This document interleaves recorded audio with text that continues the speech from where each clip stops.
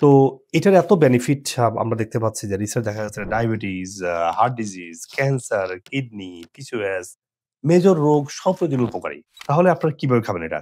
১ নম্বর হচ্ছে টি। আপনারা টুরমেরিকের চা খাবেন। আমি একটা ভিডিও করে দেখিয়েছি যে চা কিভাবে খাবেন। টুরমেরিক পাউডার নিবেন ১ টেবিল চামচ। সেখানে দিবেন হচ্ছে ব্লাক পেপার মানে অল্প ১/৪ চামচ ব্লাক পেপার বা গোলমরিচের গুঁড়া দিবেন। সাথে একটু ফেনুগ্রিক মানে মেথি দানা দিবেন ১/৪ চামচ দিয়ে গরম পানিতে এটা রেখে দিবেন। রেখে দিয়ে ঠান্ডা হলে খাবেন। ২ নম্বর হচ্ছে দুধসহ।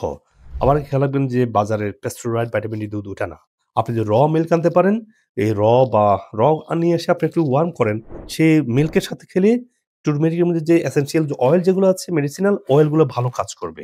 ৩ নম্বর হচ্ছে স্যুপ বা ব্রথ। আপনি স্যুপ বানাতে পারেন। স্যুপের মধ্যে আপনি টুরমেরিক একটু বেশি করে দেন। আপনার ভেজিটেবল দেন, চিকেন দেন, আপনার ফিশ দেন। একটু বেশি করে টুরমেরিক দেন। খেতে পারেন এভাবে।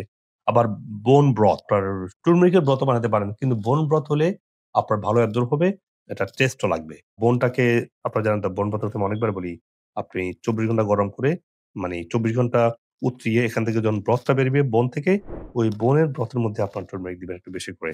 ৪ নম্বর হচ্ছে ভেজিটেবল। আপনাদের ভেজিটেবল যখন আপনি রান্না করবেন বা বেক করবেন বা ভাজি করবেন, এর মধ্যে বেশি করে টারমেরিক দেন। তাহলে তো হয়ে যায়। এই গুরুত্বপূর্ণ ভিডিওটি আপনারা শেয়ার করবেন যাতে করে আপনার আত্মীয়স্বজন এবং পরিচিতজন উপকৃত হতে পারে।